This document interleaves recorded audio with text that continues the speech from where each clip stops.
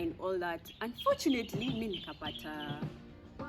I didn't make it for the interview. Reason being, I don't know. So I started questioning myself.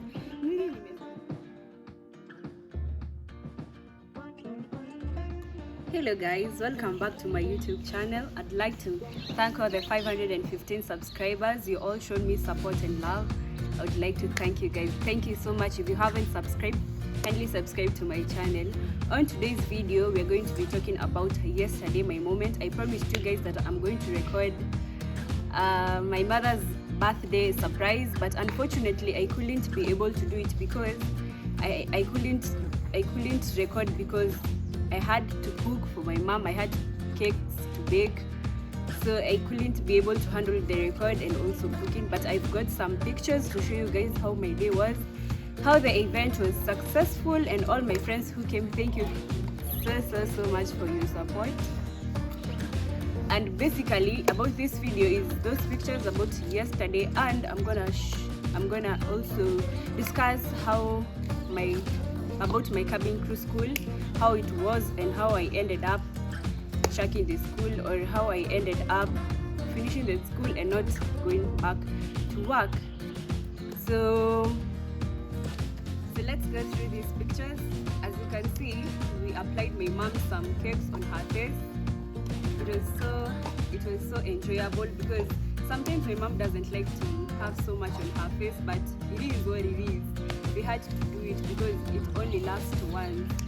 So you can see all the pictures, the friends, the people who came around. It was just a happy moment.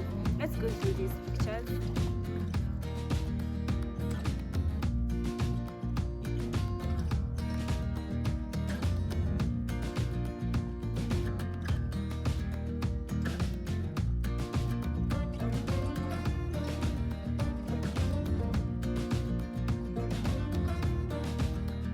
So we're done with the videos and the pictures. So let's settle on what we want to discuss about my cabin crew school. Me as a student there.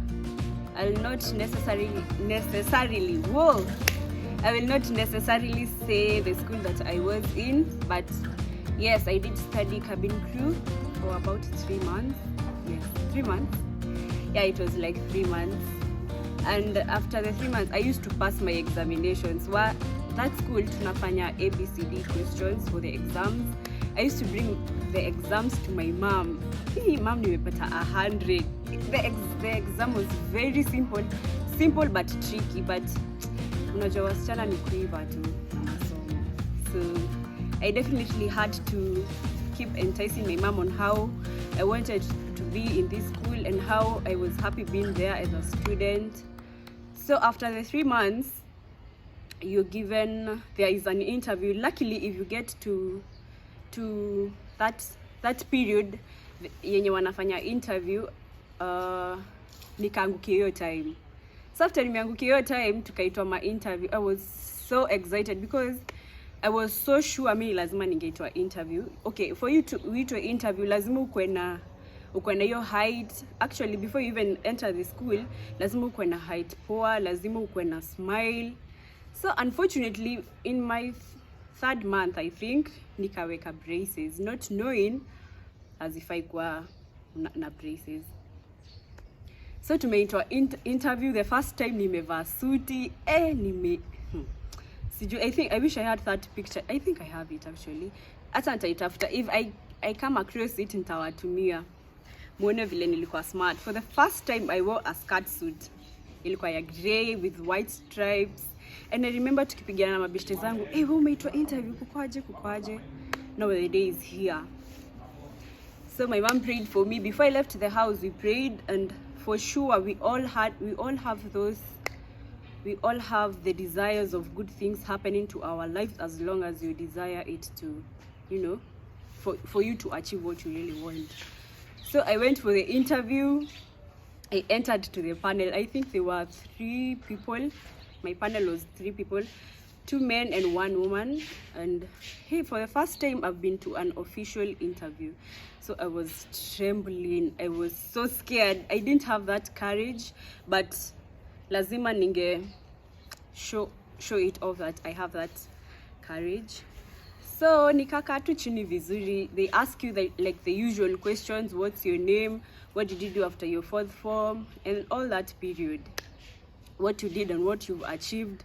And then they kind of ask you question, if we will employ you here, ni nini utafanya? Keeping in mind, I still have my braces on. So interview kaisha. It took like 20 minutes and I was so confident. Actually, I wasn't tukitoka hiyo interview. I was so confused because for you to get a job uko kwa cabin crew, you have to have reached 21 years. So because of the attention that I had, mi nikasema niko 20 and actually I was 22 or 21 around there.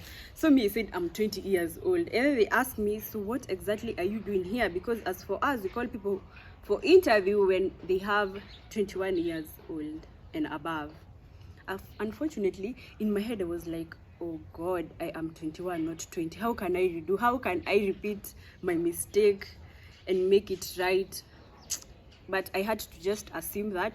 So after the interview was over, tukatoka nje with my friends, tukaenjoy. Sasa you talk with your friends when umeulizwa maswali. So everybody else had like almost the same questions but twisted according to what you did previously before you went to that school.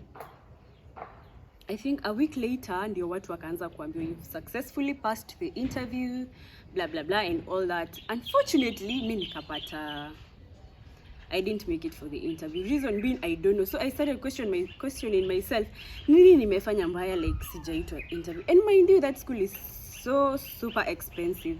So I first, before I actually felt nimefail interview, I thought, nimewaste pesa ya mamangu. So there is no way ninarudi job huko. I felt so bad, so bad. Like there's nothing you could have done to me ikue ninasikia poa about it, like not how much you encourage me, bado nilikuwa nasikia nimefail juu nimesoma university uko KCA, nimemaliza like 2 years na hiyo ni fee imetumika. Now I have gone to cabin crew which is super expensive na nimefail, like I've not passed the interview, so no work. I felt so bad. I cried. Actually, I did cry in my room, but nobody knew about it. Nobody knew about it, guy. So hiyo time kila mtu tunaulizana mabiche zangu, umepata message, umepata message. So those messages zilikuwa za either umepass ama haujapass. So mimi naambia two friends. I kind of told, I think 2 friends, sijapass, because it si poa like kuambia kila mtu bidhe sijapass, because it's not something good that you can tell people. So that was it. So me, I went MIA on everybody, but my close friends wenye tulikuwa tunasoma na hao huko, they kept checking on me. Don't worry, kutakuwa na interview ingine. So I had a close teacher there. So she called me, and then the fact that she knew who my mom was, she was so kind of close to me because of how her music blesses her and how the music has brought her from A to B. There are those religious persons wenye wakisikiza songs wanabarikiwa and stuff. So she called me and she told me, do you know why you didn't pass? She was part of the panel, but see panel ile ya interview ni wale wako sasa kwa background uko nyuma. They check, they assist those panel interviewees wenye why they should take you or not. Unfortunately, so what she told me, the reason as to why sikuchukuliwa, it's because I had braces on. Can you just imagine? Braces. Nilisikia kana naweza zitoa nirudi niende nifanye interview tena. But singeweza make. It's gone. You can't like pick it up. It's gone. It was so sad. So nilikuwa na shanga kama nizitoe. Plus, I think you all know kuweka braces is also super expensive. So I can't lose the braces and not get the job. And I have already lost the interview job. I was confused. So I stayed like 7 months before I decided what exactly I want to do. So after that interview, I was so depressed. I used to stay in my room every time. So my mom and my brother used to ask me, sasa ni nini uongei na watu? Ni nini mbaya na wewe? But they didn't really feel or understand what I was really going through. So my mom used to ask me, what else do you want to do? And I'm like, I can't really tell you what I want to do. First of all, nimemaliza KCA bado sijapata job and tumetumia school fees, nimemaliza cabin crew, pesa imetumika mob, siwezi fanya anything. Plus niko na braces, like umetumia pesa mob sana kwangu, na I was so super depressed. Like sikuwa nakula, sikuwa natoka nje ya room yangu, but and then hiyo kitu ilikuwa inaniuma sana kwa sababu like my mom and my brother never used to understand. So nasikia guy, this soul is kind of chilly, kind na kumewaka. What time is it? I think it's 12 or something, or 1. Anyway, so nilikuwa nasikia nimekasirika sana kwa sababu my mom and my brother didn't really understand what I was going through. Because mi nilikuwa nataka mtu ataniambia it's fine, it's gonna be alright. Okay, yes, they were telling me that, but hawako wana understand the width, the weight nilikuwa nimebeba kwa roho yangu, kwa sababu it took me 7 months for me to recover that. Sasa nikiona mabeshte zangu washaanza kwenda job, wameanza kuenda sijui coast, and then niko like, mnalipo how much? They tell me the amount and I'm like, Jesus, how can I even repay? Like hiyo pesa nitarudisha aje? So there are people around here wananisumbua. Anyway, so nilikuwa nashanga nitarudisha hiyo pesa aje ya mamangu for me to feel like satisfied. Nimerudisha do yako mama, usisikie wasted. You get, I know, sijui kama una feel your way. So kila saa unataka kufanya nini? So after 7 months nikasema it is what it is. It is lost. There is no time nitarudisha hiyo time. It's gone. It's almost now an year na sija make it, you know. So I actually had planned to like escape from home, not even escape from home, from everybody. Yani nikaangia tu peke yangu because nili feel a failure. But who is my mom? She was there to support me. My brother was there. My people, my shosho used to pray for me. Like, I don't know, kila sana nipigie, unasikia aje. Thank you guys. I swear, I don't know what I can tell you guys. So she told me, okay, my mom's friend akakuja. So my mom, I used to tell my mom, naneza, at that time by this sikuwa bado najua kupika. Sikuwa najua kupika. Baby, nilikuwa tu najua kuboil rice. These simple things. But tell me niweke carrot, waru. So nilikuwa nashanga ni gani naanzia, nini nafaa kuendelea kwa history ya kupika. You get, mimi sikuwa najua anything. And my it's like niko 21 actually. So mimi sijui story ya kupika, sijui. So mama wangu anashinda akiniambia, wewe ukipata bwana wewe utafukuzwa na utarudi tu huku utanipata. Sasa akiniambia hivyo mimi nilikuwa tu nacheka, but nikienda nikikaa peke yangu, nashanga yenyewe naona ni reality, nitafukuzwa, sije kupika. Najua tu hata ugali kusongesha tu hivi inaweza kutolea ugali jaiva, juu imeiva lakini ndani unga imejaa. Lakini I just saw yenyewe juu nitafukuzwa na bwana, mbona nisiende shule ya kupika? So I did research. I have a cousin who's done hospitality, who's been in the hospitality industry. Nikamuuliza, baby, which is the best school to go, blah blah blah and all that. So I can advise. So first of all, I went to Boma School, and I don't know why I didn't like it, but I didn't choose that school. 2, okay, because one thing, for me, I thought it was expensive. I didn't know about my mom's side, so nikisema hivyo nasema unajua mimi sina do, so mimi kwangu kila kitu naona ni expensive. So nikaenda sasa the current one that I am in, IHTI, and it was also super expensive. Nikikumbuka fees zangu zote nimefanya haziko, nakumbuka tu story nasikia by the way I can't even do it, but nikasema it is what it is. Let me just give it a try for the last time and we see where it goes. And Mungu ni mwema. Best you believe me, Mungu ni mwema. So I came back home after I went for a review uko hiyo shule, IHTI, International Hotel and Tourism Institute. It's such a super good school. I have learned so much. I did learn how to mix the cabbage, the carrots, the warus and all that. So after I told my mom this was the fee, it was super expensive. It's also super expensive. It's an international school back in Kileleshwa. So nilikuwa nakuja home nikiwa na furaha sana, nikiambia mama, baby leo tumefunzwa kufanya hivi. Ananiambia haya, basi tutengeneze. Sasa niko like I'm I'm so excited, nataka kufanya hiyo kitu ndio nione yenyewe nimelani kitu. And then nikienda room niko like, yes, sitafukuzwa na bwana. Juu nishajua kupika.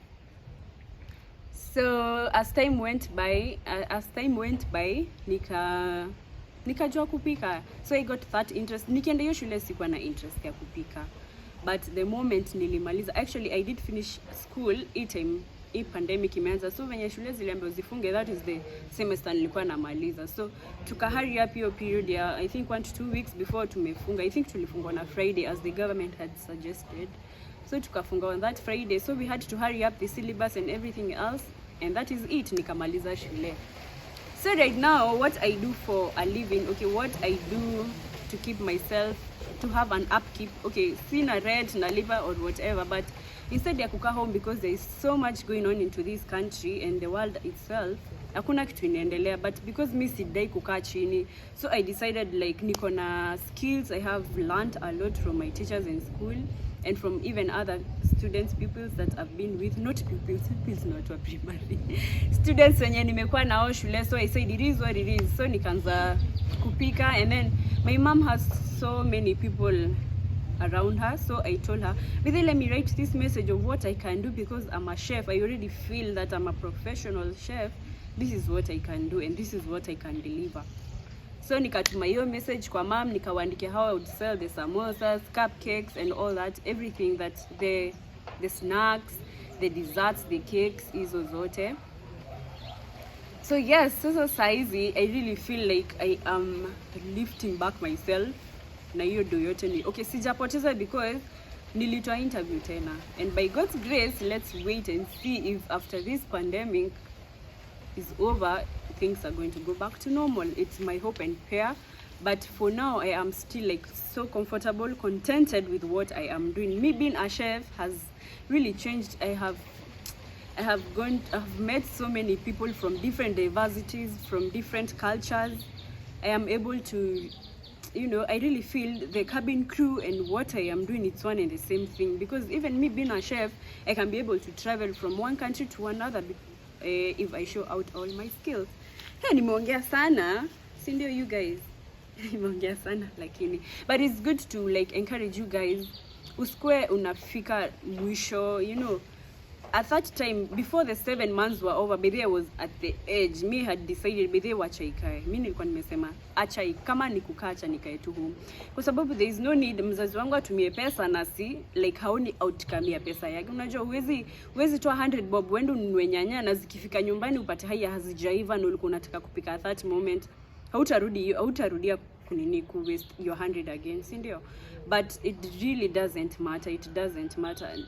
The sky is not even the limit. Imagine you can start doing something from small to small, no matter how much you don't like. You know, people will say, mi sipendi kufanya hiyo kitu, and you're not even gonna try it. Me didn't even like cooking. Hata mamangu alikuwa ananiambia twende kitchen, niko like nitakuja, and by the end of the day sijajua kupika anything, but because of pressure nilikuwa nayo ndani yangu, the things that are driving me to do something, ndizo zilifanya nikapenda kupika. You see, na mimi sikuwa napenda kupika. It's not bad to try what you don't like. Everybody has dislikes.